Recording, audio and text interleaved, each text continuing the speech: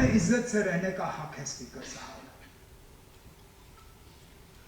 ये रियासत की मांग हम क्यों कर रहे हैं? कहीं ना कहीं हमें लगा कि इन चीजों को जख्म पहुंचा और इन पे मरहम लगाने के लिए रियासत का दर्जा हासिल करना एक शुरुआत है। हमारी जमीन पे हमारा अपना हक होना चाहिए, हमारे रोजगार पे हमारा अपना हक होना चाहिए।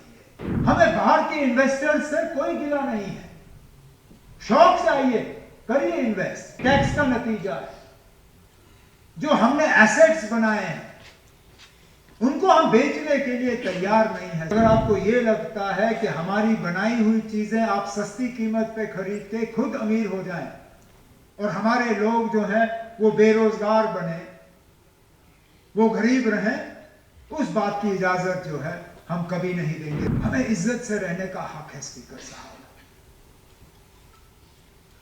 ये रियासत की मांग हम क्यों कर रहे हैं?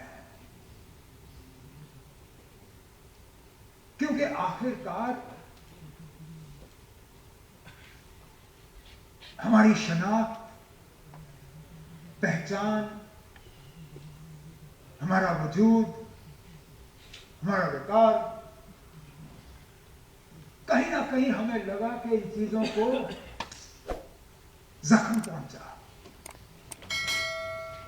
और इन पे मरहम लगाने के लिए रियासत का दर्जा हासिल करना एक शुरुआत है।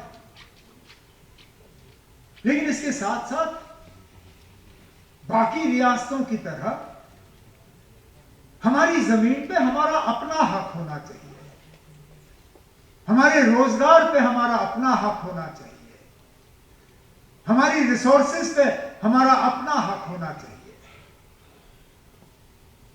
हमें बाहर के इन्वेस्टर्स से कोई गिला नहीं है, शौक से आइए, करिए इन्वेस्ट।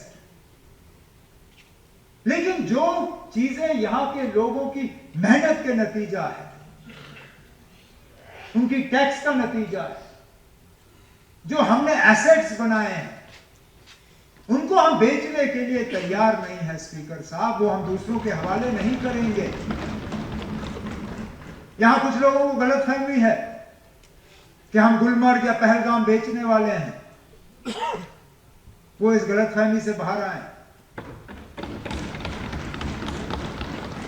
हम अपने क्राउन जूल्स, अपने एसेट्स को बेचने के लिए तैयार नहीं है। आप बाहर से आके यहां इन्वेस्ट करना चाहें, नया बनाना चाहें, शौक से करिए। लेकिन अगर आपको यह लगता है कि हमारी बनाई हुई चीजें आप सस्ती कीमत पे खरीद के खुद अमीर हो जाएं और हमारे लोग जो हैं वो बेरोजगार बने, वो गरीब रहें, उस बात की इजाजत जो है हम कभी नहीं देंगे स्पीकर साहब, ये मैं आपको यकीन दिलाता हूं।